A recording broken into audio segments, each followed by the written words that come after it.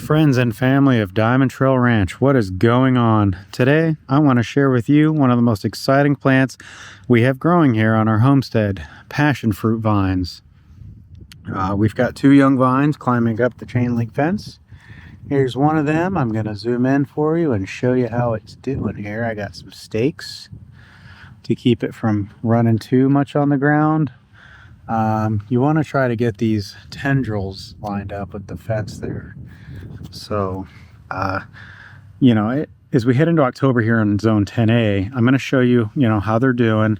We'll walk you through everything you need to know about growing and caring for these. I got another one over there about halfway down the fence by those two blackberries over by the orchard. So I will say this is, evergreen, so you guys can come back and check it out, whether you're watching it right now or for years to come, or you plan on getting these, whenever, because these tips are going to help you grow healthier vines, excuse me, and get bigger harvests of fruit. So let's talk about first a little seasonal update and growth habits on how these passion fruit are doing.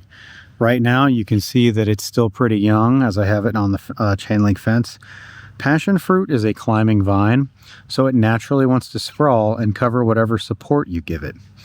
In a place like Florida, these vines love the long growing season. Zone 10A, if you know your hardiness zones, that's a great start. Because it's going to, the zone like here is going to do fantastic year round because of the warmth. In cooler climates, though, they'll slow down or even die back in winter. If you're in a frost-prone area, that's also not very exciting for passion fruit. You're going to want to go ahead and protect them and grow them in containers that you can move inside. I will say that passion fruit is an incredible plant for a homestead. Not only does it produce those unique, tangy, sweet fruits, but the vines themselves are also beautiful.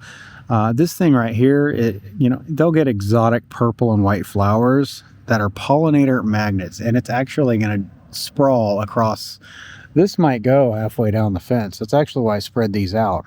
Now that can take years, about 2 years or so before it would get, super long, God willing, and weather and all that. But, because anything can happen with literally anything. But I have it designed here in a way that it's going to run this fence this way as support, and then it's going to run the other way. And then that passion fruit is going to run this way and then continue down the fence the other way. But you want to stagger them, I'd say a few feet out. Like probably 10 feet out apart if you want some real privacy going on, because that's what we're doing here is edible privacy. Bees absolutely love these, as I mentioned, pollinators. The fruit is absolutely packed with vitamin C, fiber, and antioxidants. It's great for eating fresh, juicing. I love passion fruit. You can even use it in desserts. It's just that sweet, for real. I will say, here's a cool fun fact for you guys that comes to mind. I've been running this other Christian channel. It's pretty cool. Did you guys know that passion fruit gets its name from the shape of its flower?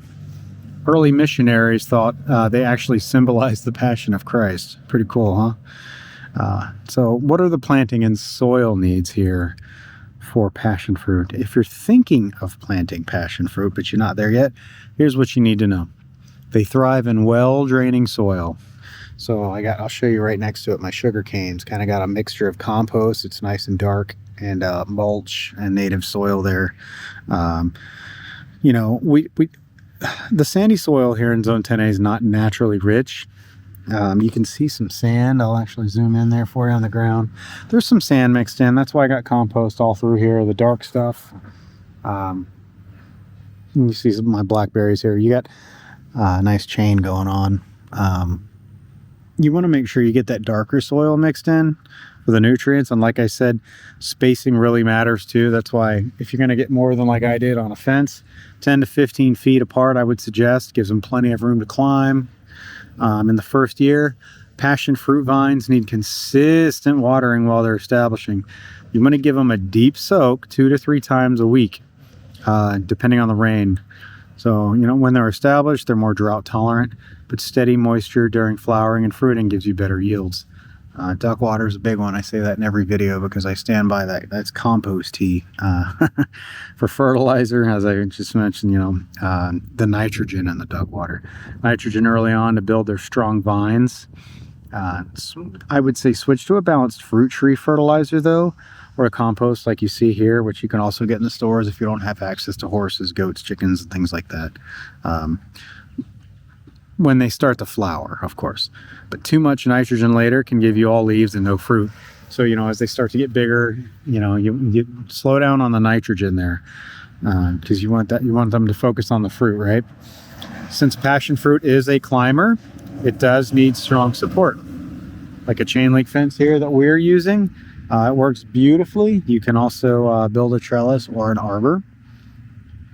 The vines use tendrils to grab hold, but you can guide them and tie them when they're young to get them growing in the right direction. As the vines grow, it'll quickly cover the structure, which not only looks beautiful, but it also creates shade for animals and garden spaces, and it gives you a nice little edible privacy fence too, which is pretty cool. That's kind of what we're going for here. Passion fruit usually takes about 12 to 18 months from planting to produce its first fruit. So I will say patience is absolutely key with passion fruit. The flowers are stunning. And if you have pollinators around, we do, you see lots of green. We got butterflies, unfortunately wasps, and we do have those. But believe it or not, they pollinate. Did you guys know that flies are pollinators as well? It's bees. Well, everybody always thinks bees, but you can hand pollinate using a small brush with passion fruit. So if you don't have the pollinators, once the fruit is set, it grows into a round green ball that eventually turns purple or yellow, depending on the variety that you have, of course. I will say the cool part is you don't need to pick them. Ripe passion fruit will drop right off the vine on its own. You can just pick them up off the ground and cut them open and scoop out the pulp. They're pretty set and forget as far as ripeness goes. It's not like a tomato where you're trying to time it right with being still kind of green and blushing a little bit before you bring it inside. Generally with those, if you waited till it was red, it's probably too late or something else got to it. Some common problems with passion fruit. See the butterfly? There you go. There's a pollinator. Pretty butterfly. Pollinator right there. I was just mentioning we have lots of butterflies here. Very pretty. That's awesome. Passion fruit is fairly hardy, but you might run into aphids, caterpillars, scale insects. A little neem oil or hand picking usually does the trick with those kind of bugs. Fungal issues can happen if the vines are too crowded, so good airflow helps. You want to make sure the vines are totally separated so they're not too crowded. Keep in mind, vines usually they stay productive, I'd say, for about 3 to 5 years. So about 2 years into it, actually probably about a year and a half, you'd start to see some good kind of spread here on this fence. You'll get it 3 to 5 years of solid production before it starts to even decline. But you can always start new ones from seeds and cuttings. So we'll probably end up staggering these like that, honestly, as the time goes on. We're going to do the same thing with all these other plants here that, sugar cane, and just kind of clip our own cuttings, pomegranate, mulberry, you name it. So anyway, that's how our passion fruit vines are doing here. We only have 2 currently, but it doesn't take much. If you're in a tropical or subtropical zone, it's pretty set and forget. So these plants are beautiful, productive, perfect for a backyard, small farm. If you enjoyed this guide, give it a thumbs up, subscribe to DiamondTrail Ranch. We're back, folks, making videos all the time. Monday, Wednesdays, and Fridays at the bare minimum. Check out our other fruit tree and berry care videos. Thanks for watching. God bless and happy growing.